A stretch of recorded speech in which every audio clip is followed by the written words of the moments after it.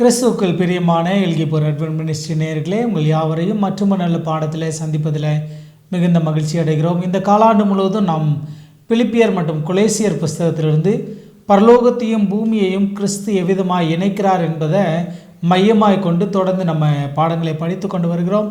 பாடத்தினுடைய முன்னுரையாய் நம்ம பவுலார் சிறைச்சாலையிலிருந்து சிறைச்சாலை நிருபங்களாகிய இந்த 2 நிருபங்களையும் எந்த நிலையில் எழுதுகிறார் என்பதை தொடர்ந்து நம்ம படித்து கொண்டு வருகிறோம். அதில் இந்த வார பாடம் 3வது பாடம் ஜீவனும் மரணமும் என்ற தலைப்பின் கீழாய் நம்ம பாடங்களை படிக்க இருக்கிறோம். இந்த பாடத்தை நமக்கு விலக்கி அளிக்கத்தக்கதாக போதகர் கென்னடி மார்ட்டின் அவர்கள் நம்மோடு கூட இருக்கிறார்கள். அவர்களையும் அன்போடு கூட வாழ்த்தி வரவேற்றுக் கொள்கிறோம்.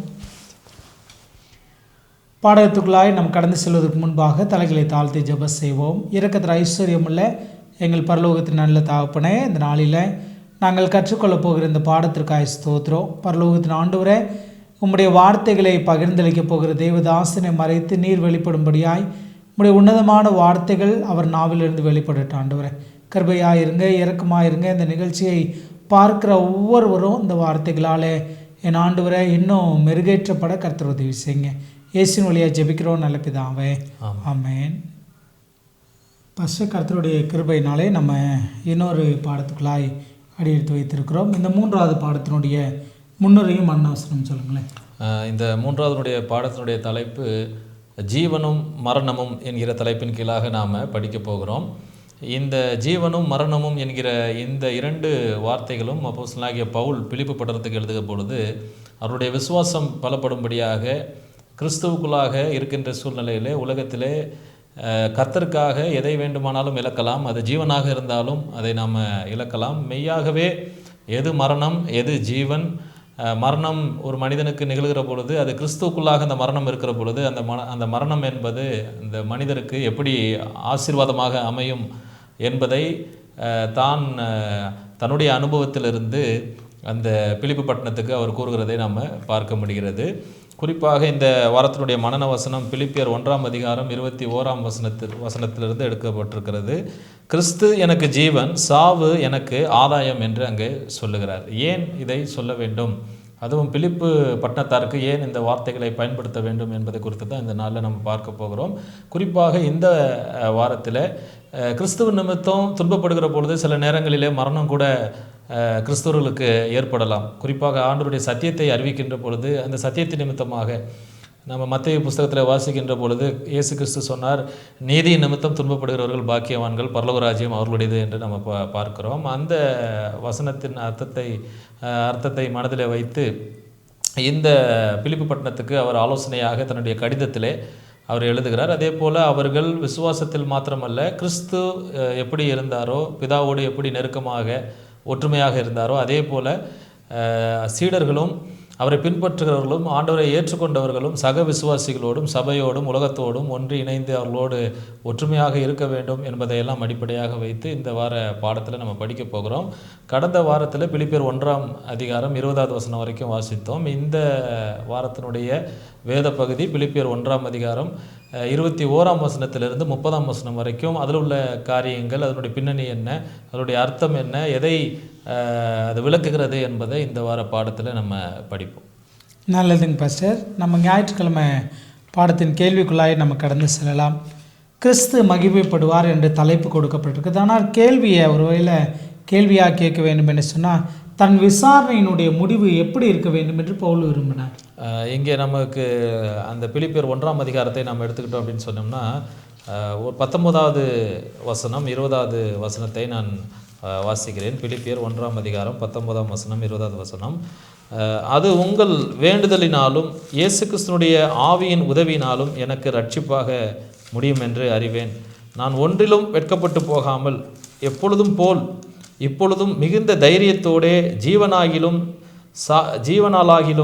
சாவினாலாகிலும் கிறிஸ்து என் சரீரத்தினாலே மகிமைப்படுவார் என்று எனக்கு உண்டாயிருக்கிற வாஞ்சைக்கும் நம்பிக்கைக்கும் தக்கதாய் அப்படி முடியும் என்று அவர் சொல்லுகிறதை நாம் பார்க்க முடியுது. இப்போ தன்னுடைய விசாரணை எப்படிப்பட்டதாக இருக்கும், தன்னுடைய விசாரணையுடைய முடிவு எப்படிப்பட்டதாக இருக்கும் என்கிற அந்த எதிர்பார்ப்பை விட அந்த முடிவு எப்படிப்பட்டதாக இருந்தாலும் அது அவருக்கு மிகுந்த மகிழ்ச்சியை கொடுக்கக்கூடியதாக இருக்கிறது என்பதை அவர் மனதில் வைத்தவராகத்தான் இங்கே இந்த வசனத்தில் வாசித்த வசனத்தில் நம்ம பார்க்க முடிகிறது. குறிப்பாக 19வது 20ஆம் வசனத்தை நம்ம இப்போ வாசித்த வசனத்தை நாம் பார்க்கிற பொழுது, ஜீவனாலாகிலும் சாவினாலாகிலும் கிறிஸ்து என் சரீரத்தினாலே மகிமைப்படுவார் என்று எனக்கு உண்டாயிருக்கிற வாஞ்சைக்கும் நம்பிக்கைக்கும் தக்கதாய் அப்படி முடியும்.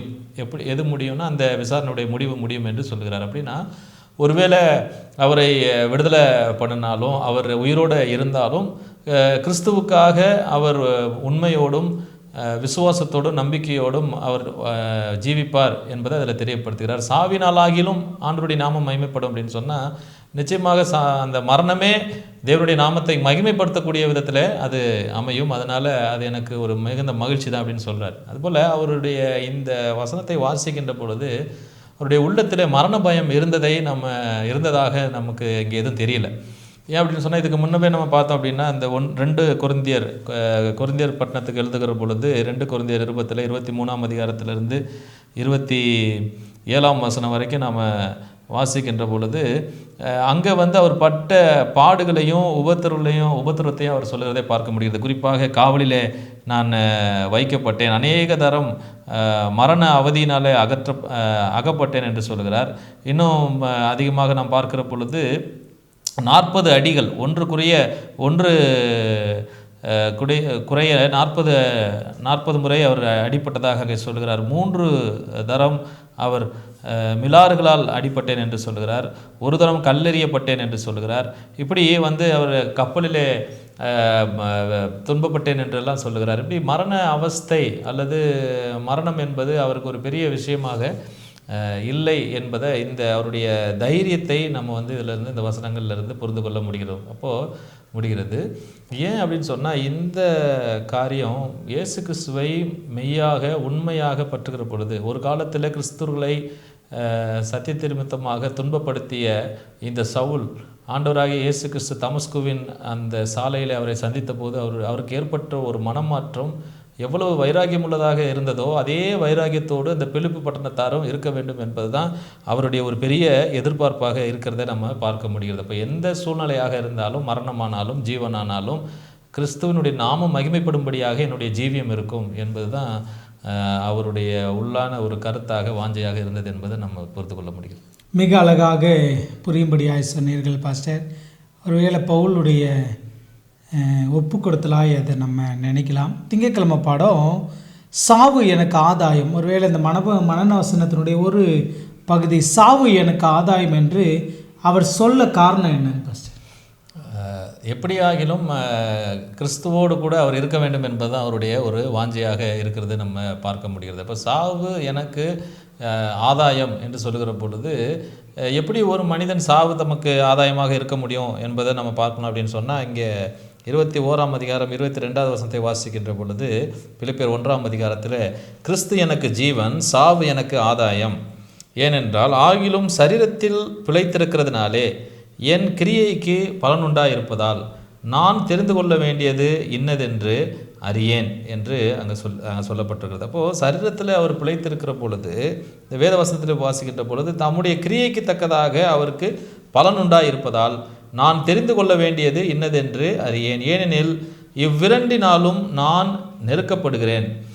தேகத்தை விட்டு பிரிந்து கிறிஸ்துவோடு கூட இருக்க எனக்கு ஆசையுண்டு, அது அதிக நன்மையாய் இருக்கும் என்று அங்கே சொல்லுகிறதை நாம் பார்க்க முடியுது. அப்போது இந்த அப்போஸ்தலனாகிய பவுல் தன்னுடைய சரீரத்தில் ஒரு முள் இருக்கிறது அப்படின்றதுக்காக ஏற்கனவே அவர் ஜெபம் பண்ணியிருக்கிறார். 3 முறை ஜெபம் பண்ணுறார். ஆனால் ஆண்டவர் என்னுடைய கிருபை உனக்கு போதும் என்று அதை பதிலளிக்க முடியுது, நம்ம பார்க்க முடியும்.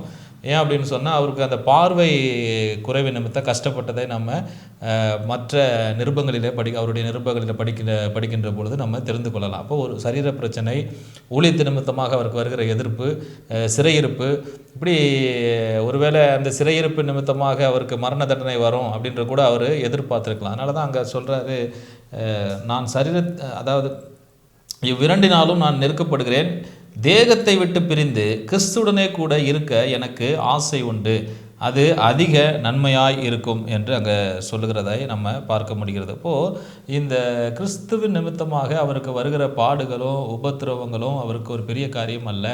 மாறாக கிறிஸ்துவோடு கூட இருப்பதைத்தான் அவர் அதிகமாக விரும்பினார். கிறிஸ்துவுக்குள்ளாக இருக்க வேண்டும், மரித்தாலும் கிறிஸ்துவுக்குள்ளாக மரிக்க வேண்டும் என்று அவர் விரும்புகிறதை நாம் பார்க்க முடிகிறது. இப்போ இந்த வசனத்தை நாம் படிக்கின்ற பொழுது, தேகத்தை விட்டு பிரிந்து கிறிஸ்துவுடனே கூட இருக்க எனக்கு ஆசை உண்டு, அது எனக்கு அதிக நன்மையாக இருக்குன்னு சொல்லும்போது, அதை வைத்துக்கொண்டு மற்றவர்கள் என்ன செய்கிறாங்க அப்படின்னு சொன்னால், மரித்த உடனே அந்த மரித்த பிள்ளைகள் உண்மையாக இருந்தாங்கன்னா அவங்க பரலோகத்துக்கு போயிடுவாங்க அப்படின்னு சொல்லிலாம் நிறைய உபதேசங்கள் வேதாகமத்துக்கு புறம்பாக இருக்கிற உபதேசங்களை நம்ம பார்க்க முடிகிறது. ஆனால் அது அப்படி அல்ல.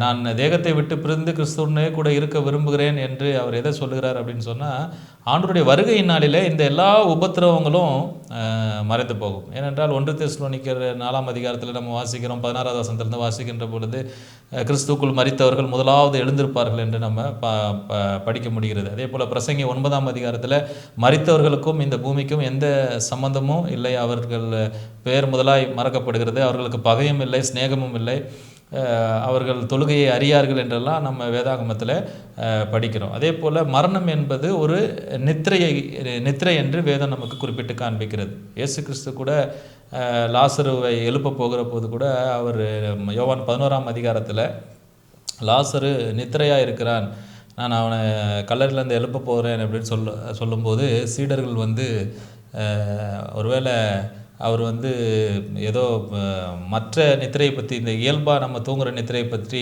அவர் சொல்லுகிறதாக எண்ணினார்கள். ஆனால் அப்படி கிடையாது. மரணம் என்பது ஒரு நித்திரையை குறிக்கக்கூடியதாக இருக்கிறத நம்ம வேதாகமத்திலேருந்து பார்க்க முடிகிறது. அப்போ அப்படின்னா அவர் எதை குறிப்பிட்டு அவர் சொல்லுகிறார் அப்படின்னு பார்க்கும் பொழுது, மரணத்தை குறிப்பிட்டு அவர் சொல்லவில்லை. அதாவது உடனே அங்கே பரலோகத்துக்கு போகிறோம் என்பதை குறிப்பிட்டு அவர் சொல்லவில்லை. இந்த உலகத்தின் பாடுகள் ஒரு நாள் முடியும். ஆண்டவராகிய இயேசு கிறிஸ்து மீண்டுமாக வருகிற பொழுது நிச்சயமாக நான் கிறிஸ்துக்குள்ளே மரிக்கிற பொழுது அவருடைய அந்த பரலோக ராஜ்யத்தில் நான் அவரோடு கூட இருப்பது எனக்கு இன்னும் மிகுந்த மகிழ்ச்சியாக இருக்கிறது. குறிப்பாக பிலிப்பியர் 3ஆம் அதிகாரம் 11ஆம் வசனத்தை வாசிக்கின்ற பொழுது, அவருக்காக எல்லாவற்றையும் நஷ்டம் என்று விட்டேன், குப்பையுமாக எண்ணுகிறேன் என்று அங்கே சொல்லுகிறார். இப்போது இது எல்லாவற்றையும் என்று அங்கே பயன்படுத்துகிற பொழுது, அவருக்கு மரணமே ஒரு மனிதனுக்கு மிக ஒரு அதிகபட்ச ஒரு பயம் அப்படின்னு பார்த்தீங்கன்னா உயிர் போவதை பற்றி தான், மரணத்தின் பயம். அதுவே இல்லை அப்படின்னு சொல்லும்போது எல்லாவற்றையும் அவர் நஷ்டமாக எண்ணுகிறேன்றார். அதுதான் கிறிஸ்து எனக்கு ஜீவன், சாவு எனக்கு ஆதாயம். அப்போ கிறிஸ்து எனக்கு ஜீவன் என்று சொல்லுகிற பொழுது, நான் உயிரோடு இருந்தாலும் கிறிஸ்துவுக்குள்ளாக இருப்பது எனக்கு மகிழ்ச்சி, சாவு எனக்கு ஆதாயம் என்று சொல்லுகிற பொழுது, நான் கிறிஸ்துவுக்குள்ளாக மரித்தாலும் அதுவும் எனக்கு ஆதாயம் தான். ஏன்னா 1 கொரிந்தியர் 15 வாசிக்கின்ற பொழுது, ஒரு இமைப்பொழுதிலே ஒரு நொடி பொழுதிலே அழிவுள்ளதாகி இது அழியாமையை தரித்து கொள்ளும் காலம் வரும் என்று நம்ம பார்க்குறோம். அப்போது நான் இன்னைக்கு மரித்தாலும் அடுத்த நொடி நான் விழிக்கின்ற பொழுது ஆண்டவருடைய வருகையினாலே அவரை நான் தரிசிப்பேன், அவரோடு கூட இருப்பேன் என்பது தான் அவருக்கு இருந்த ஒரு அதிகமான ஒரு நம்பிக்கை. அது அவருக்கு ஒரு மகிழ்ச்சியுமாக அவர் இருக்கிறத தெரியப்படுத்துகிறார். இப்போது இதெல்லாம் அந்த பிலிப்பு பட்டணத்துக்கு சொல்லுகிற பொழுது அவர்களும் இதே மனநிலையிலே கிறிஸ்துவுக்குள்ளாக வளர வேண்டும், கிறிஸ்துவுக்காக நிலையாய் நிற்க வேண்டும், அவர்கள் ஏற்றுக்கொண்ட விசுவாசத்திலே கடைசி வரைக்கும் உறுதியாக இருக்க வேண்டும் என்பது தான் பவுலுடைய விருப்பம். அந்த நோக்கத்தை அடிப்படையாக மனதில் வைத்து தான் அந்த நிருபத்தை அவர் எழுதுகிறார். அதே போல் இன்றைக்கு இதை படிக்கிற நமக்கும் கூட உலகத்தின் பாடுகள், உலகத்தின் போராட்டங்கள், சரீர வியாகுலங்கள், மாம்சத்தின் பலவீனங்கள், இவைகள் எல்லாம் நம்ம ஒரு பக்கம் நம்மை நெருக்கினாலும் கூட அது ஜீவனாகிலும் சாவியலாகிலும் ஆண்டவருடைய நாமம் மகிமைப்படும்படியாக நம்முடைய வாழ்க்கையின் ஜீவியம் இந்த பூமியில் இருக்க வேண்டும் என்பது தான் கிறிஸ்துனுடைய ஒரு எதிர்பார்ப்பாக இருக்கிறது என்பதை புரிந்து கொள்ள வேண்டும். நல்லது பாஸ்டர், மிக அழகாக சொன்னீர்கள். பவுலாருக்கு ஆண்டவர் தரிசனமான அந்த சூழ்நிலை கூட விளக்கி கொடுத்தீர்கள். புதன்கிழமை பாடம் ஒரே ஆவியிலே உறுதியாய் நம்ம எப்படி தரித்திருக்குது, அதுக்கு ஒரு உதாரணமாக இயேசு கிறிஸ்துனுடைய ஜெபம், இந்த பூமியில் அவர் இருந்தபோது அவர் ஏறெடுத்த ஜெபத்தை நாம் யோவான் 17ஆம் அதிகாரத்தில் படிக்க முடியும். அதற்கு முன்பதாக பிலிப்பியர் 1ஆம் அதிகாரம் 27ஆம் வசனத்தை வாசிக்க விரும்புகிறேன்.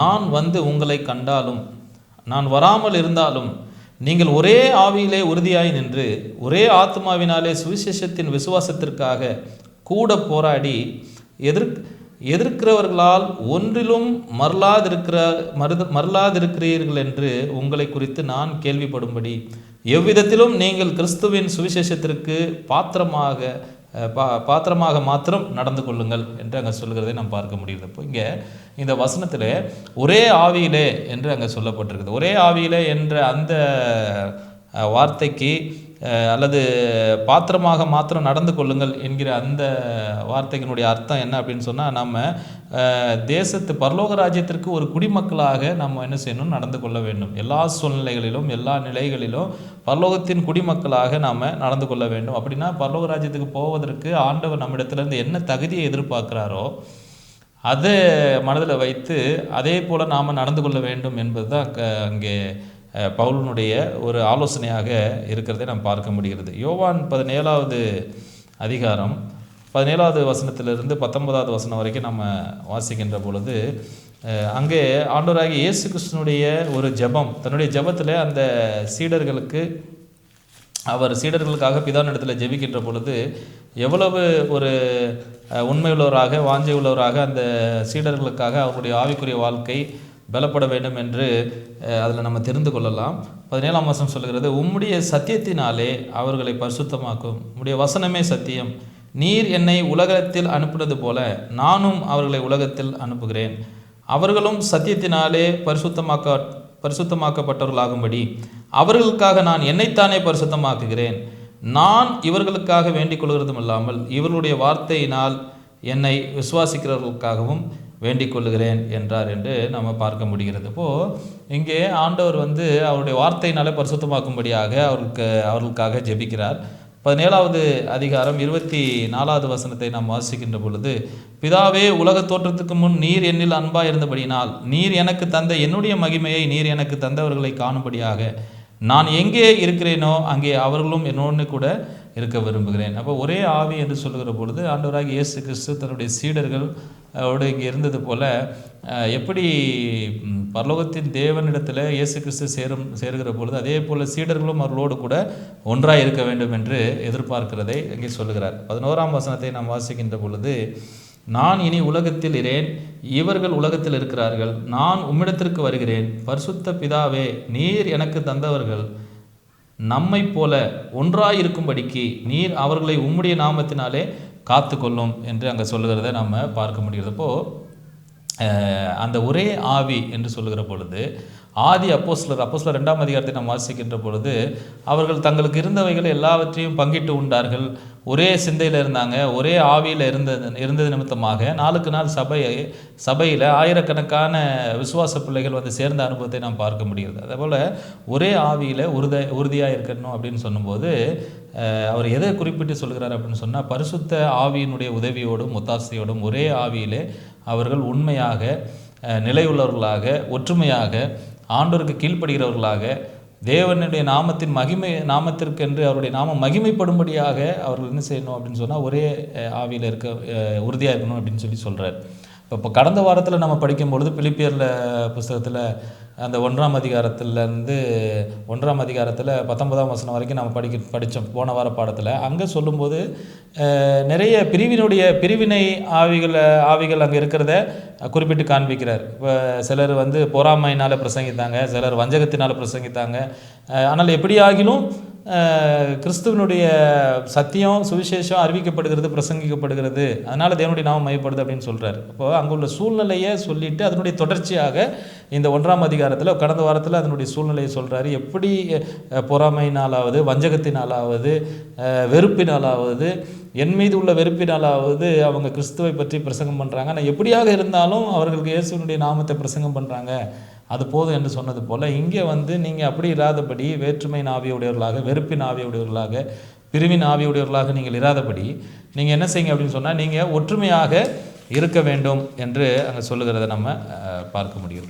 மிக அழகாக விளக்கங்களை சொன்னீர்கள் பாஸ்டர். பாடத்தினுடைய கடைசி கேள்வி, ஒற்றுமையாயும் மறலாமலும் என்று அழகாக ஒரு கேள்வி ஒன்று தலைப்பு கொடுக்கப்பட்டிருக்கிறது. ஒற்றுமையாக இருத்தல் என்று சொன்னால் என்ன அர்த்தம், மருள விழுதல் என்று சொன்னால் என்ன அர்த்தம்?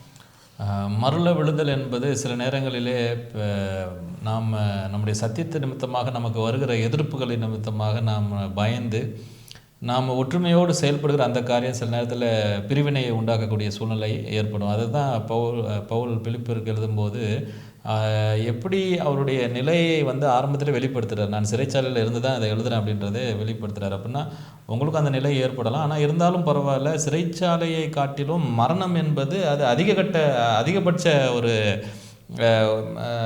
ஒரு வேதனையை தரக்கூடியதாக இருக்கிறது. சிறைச்சாலையாக இருந்தாலும், மரணமானாலும், ஜீவனாலும், சாவினாலாகிலும் ஆண்டவருடைய நாமம் மகிமைப்படும்படியாக நீங்கள் இருக்க வேண்டும். நீங்கள் எதையும் எதிர்கொள்வதற்கு தைரியமுள்ளவர்களாக இருங்க, என்னை போல என்று தன்னுடைய அனுபவத்தையும் கூறி சொல்லுகிறத நாம் பார்க்க முடிகிறது. இப்போது அந்த பிலிப்பியர் 1ஆம் அதிகாரம் கடைசி வசனத்தை நாம் வாசிக்கின்ற பொழுது 30வது வசனம் 29ஆம் வசனத்திலிருந்தே வாசிக்கலாம். 29, 30 நாம் வாசிக்கின்ற பொழுது, ஏனெனில் கிறிஸ்துவனிடத்தில் விசுவாசிக்கிறவர்களுக்கு மாத்திரமல்ல, அவர் நிமித்தமாக பாடுபடுகிறதற்கும் உங்களுக்கு அருளப்பட்டிருக்கிறது. அதனால் நீங்கள் மறலாமல் நீங்கள் என்ன செய்யணும், அல்லது ஒரு சஞ்சலம் உங்களுடைய உள்ளத்தில் வர வேண்டாம், ஒரு பயம், ஒரு அதரியம் உங்களுடைய உள்ளத்தில் வர வேண்டாம்.